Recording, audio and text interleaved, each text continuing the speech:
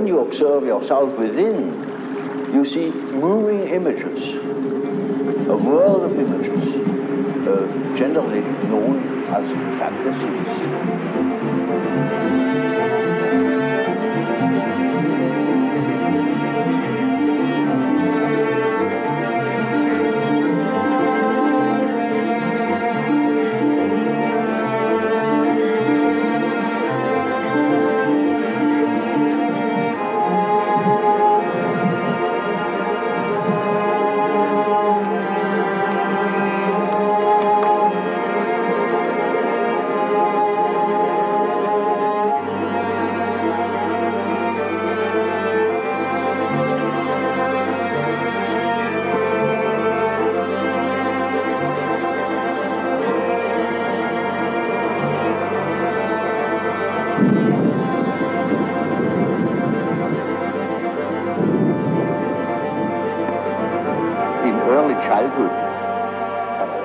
A character is already there. You see, the child is not born tabula rasa, as one assumes. The child is born as a high complexity with existing determinants that never waver through the whole life, and that give the child his character already in the earliest childhood. A mother recognizes an individuality of her child. And so if you observe carefully, you see the tremendous difference, even in very small children. And these peculiarities express themselves in every way. So first, the peculiarities express themselves in all childish activities, in the way how it plays, in the things it is interested in. There are children who are tremendously interested in all moving things, and in movement chiefly. All the things you see that affect the body. And so they are interested in what the eyes do, what the ears do, how far you can bore into the nose with your finger, you know.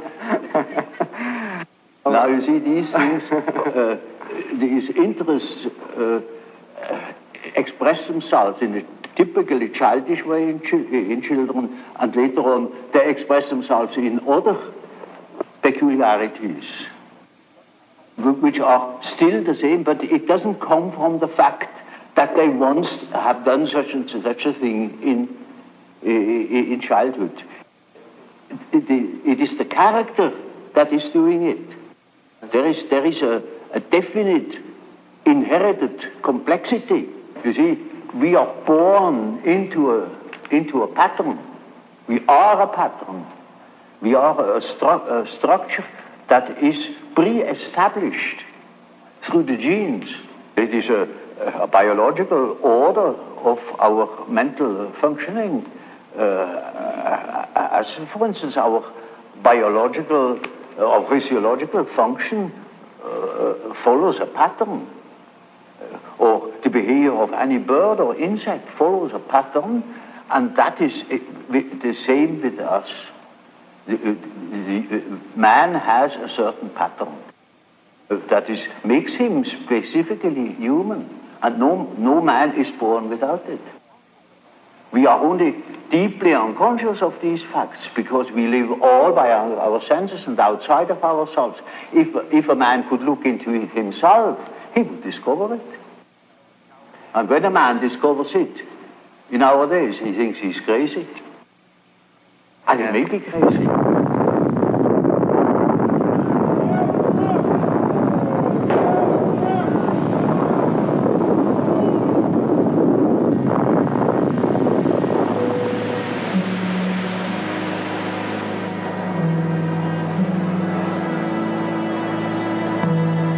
There are, of course, great individual differences. There are individuals who have an amazing knowledge of themselves, of the things that go on in themselves.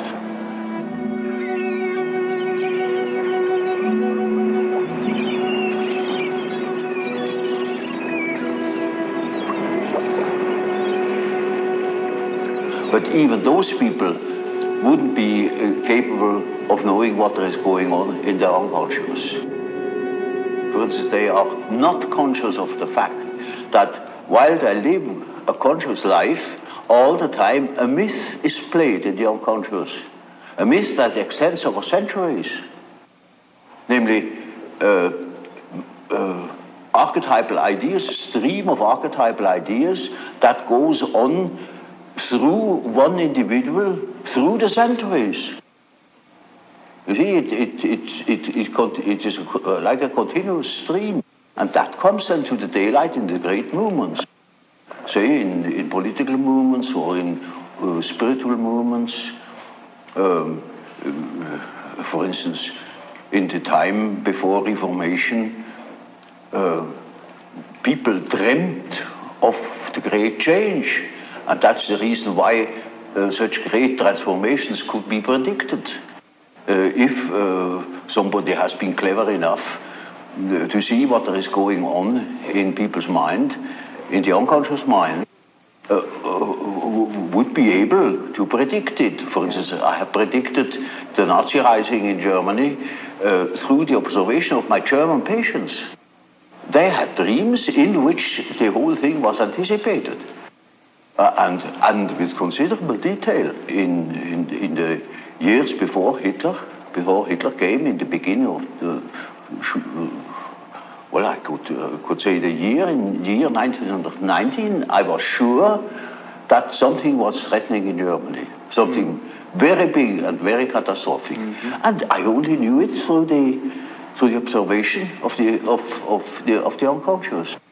When you observe the world, you see people, you see houses, you see the sky, you see tangible objects.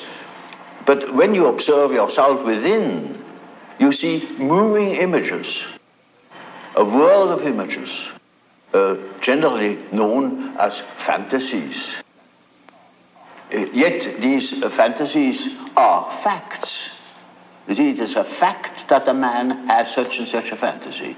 And it is such a tangible fact, for instance, that when a man has a certain fantasy, another man may lose his life. Or a bridge is built. These houses were all fantasies. Everything you do here, all of the houses, everything was fantasy to begin with. And fantasy has a proper reality. That is not to be forgotten. Fantasy is not nothing. It is, of course, not a tangible object, but it is a fact nevertheless. It is, say, a form of energy, despite the fact we can't measure it. It is a manifestation of something. And that is a reality. That is just a reality as, for instance, the peace treaty of Versailles or something like that. It is no more. You can't show it. But it has been a fact. And so the psychical events are facts, are realities. And when you observe the stream of images within, you observe an aspect of the world within. And so, you see, the man who is going by the external world, by the influences of the external world, say society or perceptions, sense perceptions, thinks that he is more valid, because this is valid, this is real. And the man who goes by the subjective factor is not valid because subjective factor is nothing. Yeah. No, that man is just as well based, because he is bases himself upon the world from within. And so he is quite right, even if he says, oh, there's nothing but my fantasy, And of course that is the introvert. And as the introvert is always afraid of the external world, he will tell you, when you ask him, he will be apologetic about it. He will say, of course, yes, I know, only my fantasies. And he has always a resentment. And as the world in general, particularly America, is extroverted like hell, the introvert has no place. Because he doesn't know that he beholds the world from within. And that gives him dignity, and that gives him certainty, because it is, nowadays particularly, the world hangs on a thin thread. And that is the psyche of man. Assume that certain fellows in Moscow lose their nerve or their common sense for a bit, and the whole world is in fire and flames. You see? It is, nowadays we are not threatened by elementary catastrophes. There is no such thing as an H-bomb. That is all man's doing. We are the great danger. The psyche is the great danger. What if something goes wrong with the psyche? You see?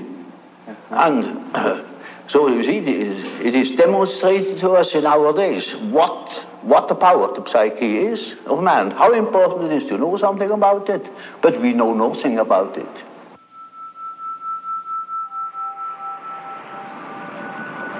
Man is born with a certain functioning.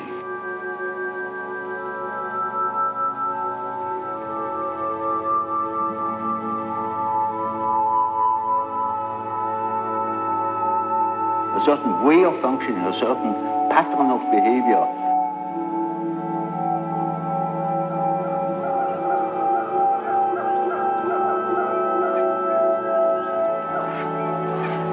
And that is expressed in the form of archetypal images or archetypal forms. For instance, the way in which a man should behave is given by an archetype. And therefore, you see, the primitives tell such stories. A great deal of education goes through storytelling. You see, if you are unconscious about certain things that ought to be conscious, then you are dissociated. And then you are a man whose left hand never knows what the right is doing, and counteracts or interferes with the right hand.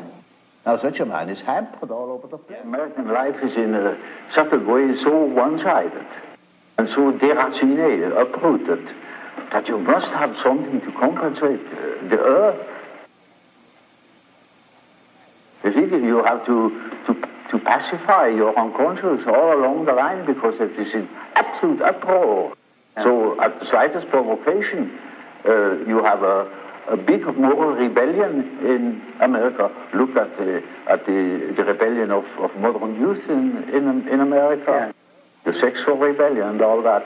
Because the real natural man is just in open rebellion against the utterly inhuman form of life. They are absolutely divorced, you know, from nature, in a way, and that accounts for that drug abuse. I noticed with my patients, particularly with people that are in public life, that they have a certain way of presenting themselves. For instance, take the doctor. He has a certain way. For instance, he has good bedside manners, and he behaves as one expects a doctor behaves.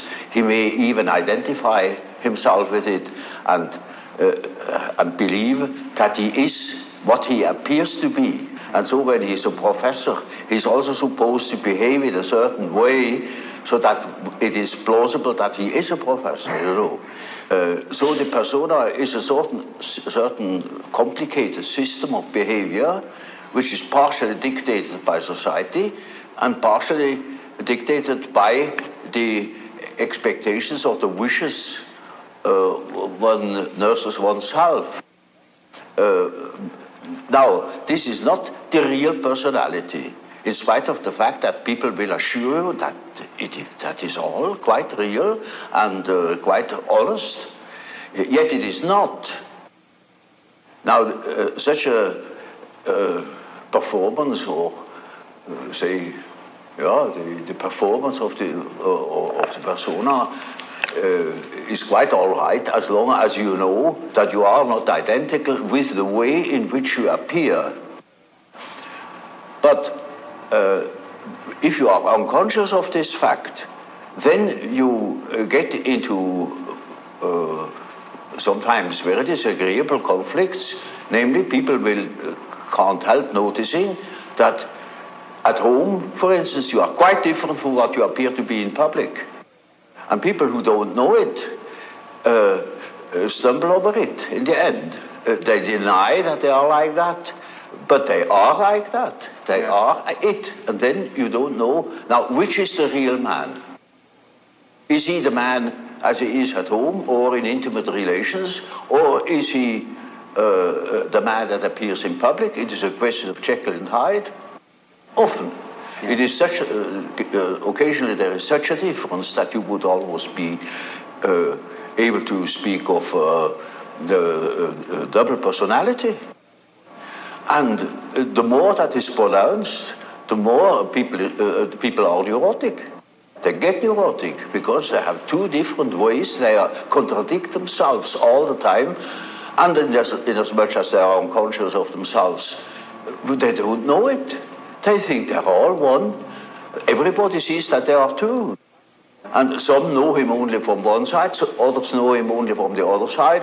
And then there are situations that clash, because the way you are creates certain situations with people in your relations, and these two situations don't chime in. They are just dissonances.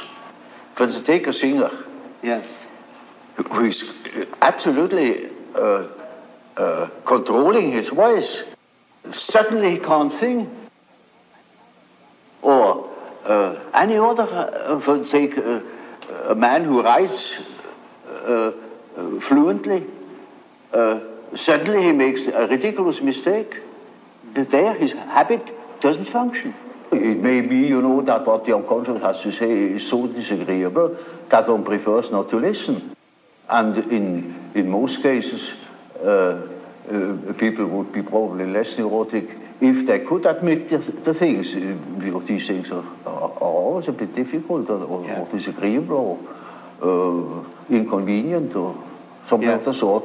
So there is always a certain amount of repression. When in treatment, for instance, in the treatment of neurosis, you have to do with that personal unconscious for quite a while. And then only dreams come that show that the collective unconscious is touched upon.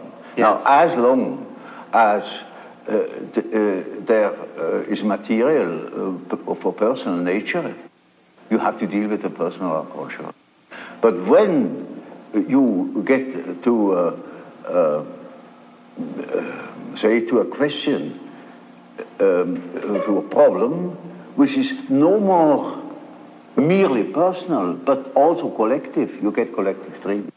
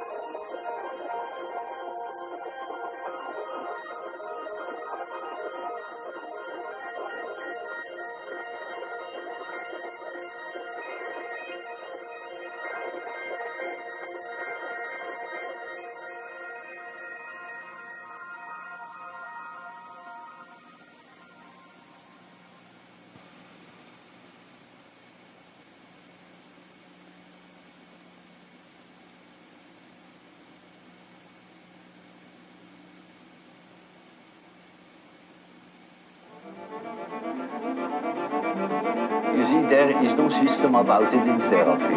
In therapy, you treat the patient as he is in the present moment, irrespective of causes and such things. That is all more or less theoretical. There are cases who know just as much about their own neurosis as I know about it, in a way. In such cases, I can start right away with posing the problem. For instance, there is a case, a professor of philosophy, and he imagines that he has cancer.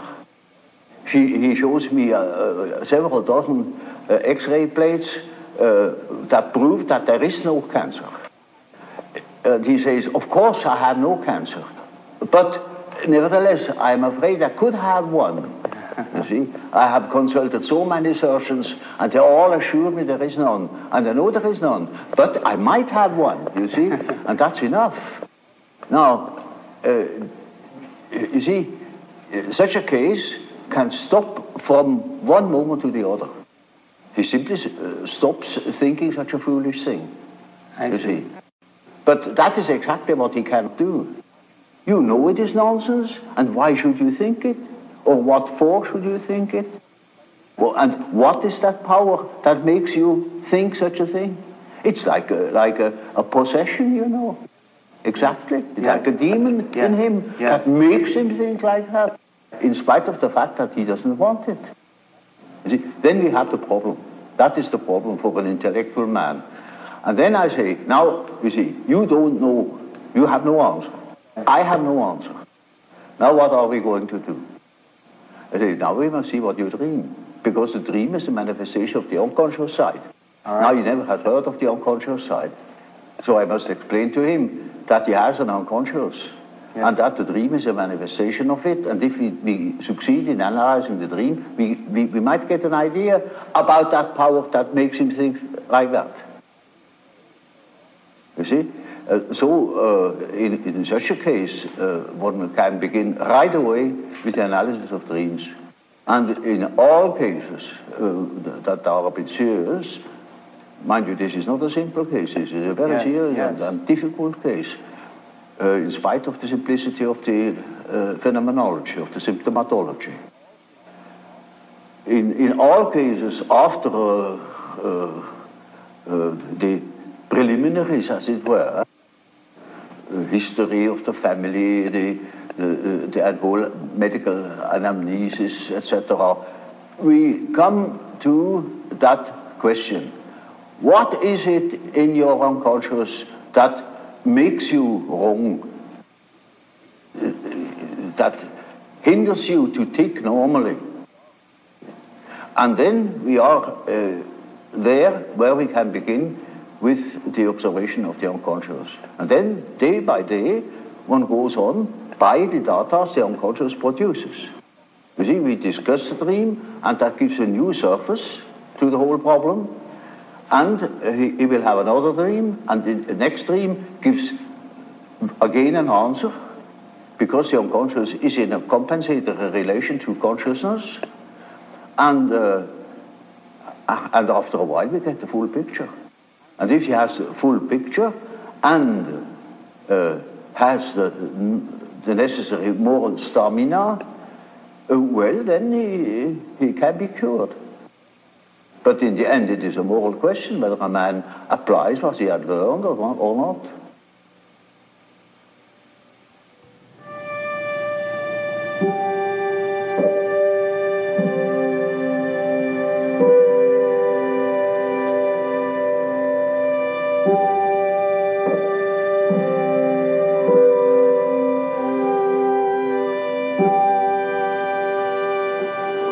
Is just one typical archetypal form.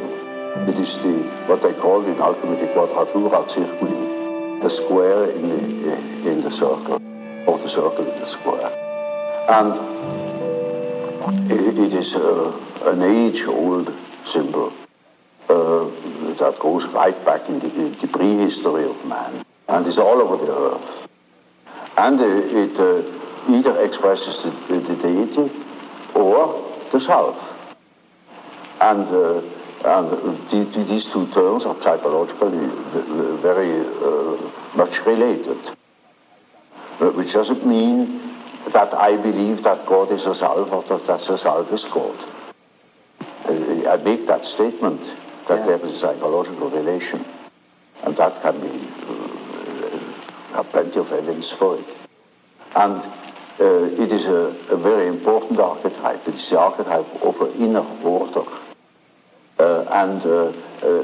It is always used in that sense, either to make the arrangement of the many aspects of the universe, a world scheme, or a scheme of our psyche. And it expresses the fact that there is a center and a periphery. And it tries to embrace the whole. It's a symbol of wholeness. So you see, in a moment where, say during a treatment, when there is great disorder and chaos in a man's mind, then this symbol can appear as in the form of a mandala in a dream, or when he makes imaginary fantastical drawings or something of the sort. There it spontaneously appears as a compensatory archetype, bringing order, showing the possibility of order, centeredness. And it means a center which is not coincident with the ego, but with the wholeness, with this wholeness. It is our wholeness, which I call the self. The self is the term for wholeness. And I am not whole in my ego. My ego is a fragment of my personality. So you see, that the center of a mandala is not the ego, it is the whole personality. The whole self. The center of the whole personality. And it plays a very great role in the East, for instance. But in the Middle Ages equally. And then it has been lost, it has been thought of as a mere sort of allegorical, decorative motive. But as a matter of fact, it is highly important and highly autonomous symbol that appears in dreams and so on, or in folklore.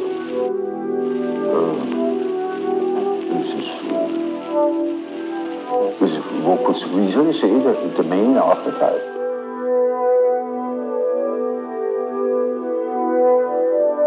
I had a case that was an intelligent young woman. She was a student of philosophy, very good mind, where one could expect easily that she would see that I am not the parental authority. But she was utterly unable to get out of this delusion. And in such a case, one always has recourse to the dreams. It is just as if one would ask the unconscious, now what do you say to such a condition? You see, she says within the unconscious, of course I know you are not my father, but I just feel like that, it is like that, I depend upon you. And I say, now we will see what the unconscious says. Now the unconscious produced dreams in which I really assumed a very curious role. You know, she was the little infant, she was sitting on my knees, I held her in my arms, I was a very tender father to the little girl, you know. And the last dream of that series was, I cannot tell you all the dreams, was that it was out in nature. I stood in a field of wheat, an enormous field of wheat that was ripe for harvest. And I was a giant. And I held her in my arm like a baby. And the wind was blowing over that field of wheat. Now, you know, when the wind is blowing over a wheat field, these waves in the wheat field. Yes. And with these waves, I swayed like that. putting her as if it were to sleep, you know. And she felt as being in the arms of a god, of the Godhead. And I thought, now the harvest is ripe, and I must tell her. And I told her, you see, what you want and what you project into me, because you are not conscious of it, is you have the idea of a deity. You don't possess. Therefore, you see it in me. That clicked. Because, you know, she had a rather intense religious education. Of course, it all vanished later on. And something disappeared from her world. Her world became merely personal. And that religious conception of the world was non-existent, apparently. And so she suddenly became aware of an entirely heathenish image that comes fresh from the archetype. She had not the idea of a Christian God or of an Old Testament Yahweh. It was a heathenish God, you see, a God of nature, of vegetation. He was the wheat himself. He is the spirit of the wheat, the spirit of the wind. And she was in the arms of that Newman. No. Now, that is the living experience of an archetype. Now, that made a tremendous impression upon that girl, and instantly it clicked. She saw what she really was missing, that missing value, that was in the form of a projection in myself and made myself indispensable to her. Yes. Now that is a luminous experience, you see. And that is the thing that people are looking for. An archetypal experience that gives them an incorruptible value. You see, they depend upon other conditions, they depend upon their desires, their ambitions, depend upon other people, because they have no value in themselves. They have nothing in themselves. They are only rational, and they are not in the possession of a treasure that would make them independent. But when that girl can hold that experience, then she doesn't depend anymore. She cannot depend anymore, because that value is in herself. And that is a sort of liberation. And that is, of course, makes her complete, you know. Inasmuch as she can realize such a luminous experience, she is able to continue her path, her way, her individuation. The acorn can become an oak and not a donkey. Nature will take her course. She will become that which she is from the beginning.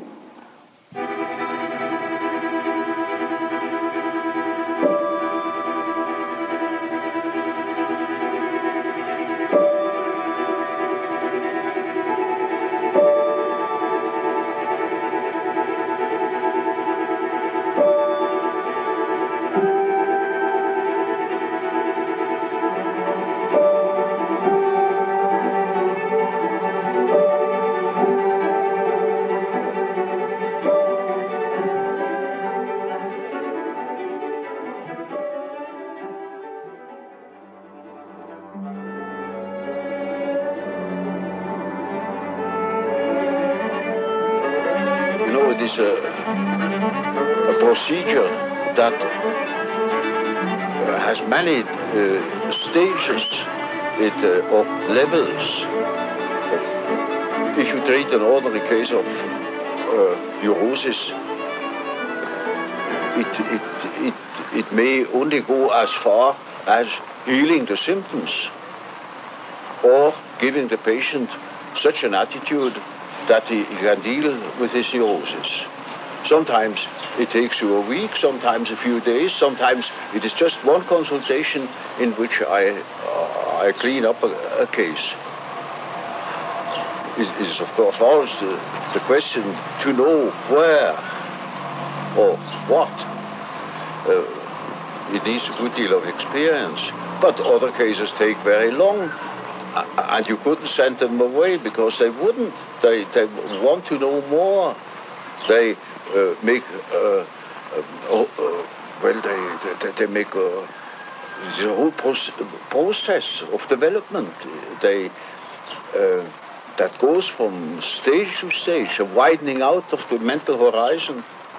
You cannot imagine how one-sided people are nowadays. And so it needs no end of work to get people rounded out or mentally more developed, more conscious. And they are so keen on it that for nothing in the world they would quit. And they are not shy of spending money on it. As each plant, each tree grows from a seed and becomes in the end, say, an oak tree, so man becomes what he is meant to be. At least he ought to get there. But most get stuck. They could get much further if they had heard proper things or if they had spent the necessary time on themselves. But this is not popular, you know, to spend time on oneself, because our point of view is entirely extroverted. Mythology is a pronouncing of series of images that formulate the life of archetypes. And so the statements of every religion, of many poets and so on, are statements about the inner mythological process, which is a necessity because man is not complete if he is not conscious of that aspect of things. So, you see, a man is not complete when he lives in a world of statistical truth. He must live in a world of his biological truth. That is his biological truth. That is not merely statistics. Yet our natural science makes everything to an average, reduces everything to an average, and of course all the individual qualities are wiped out. That, of course, is most unbecoming. It is unhygienic. It deprives people of their specific values where they are individuals. It deprives them of the most important experiences of their life, where they experience their own value, namely the creative background of their personality. And we think we are able to be born today and to live in no myth, without history. That is a disease. That's absolutely abnormal, because man is not born every day. He is once born in a specific historical setting with the specific historical qualities, and therefore he is only complete when he has a relation to these things. It is just as if you were born without eyes and ears, when you are growing up with no connection with the past. From the standpoint of natural science, you need no connection with the past. You can wipe it out. And that is a mutilation of the human being.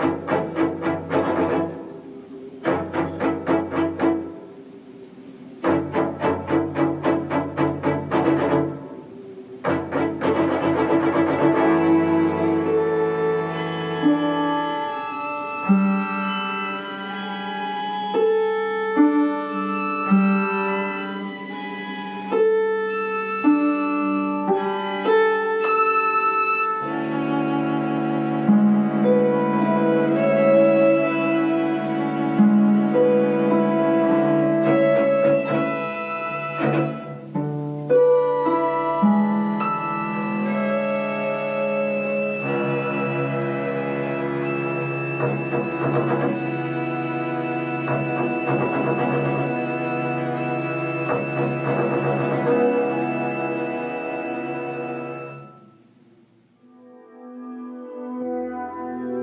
self is merely a term that designates the whole personality. The whole personality of man is indescribable. His consciousness can be described. His unconscious cannot be described, because the unconscious, as I must repeat myself, is always unconscious. And it is really unconscious, but really does not know it. And so we don't know our unconscious personality. We have hints, we have certain ideas, but we don't know it really. Nobody can say where man ends. That is the beauty of it, you know. Yeah. It's very interesting. Yeah. The unconscious of man can reach God knows where. There we are going to make discoveries.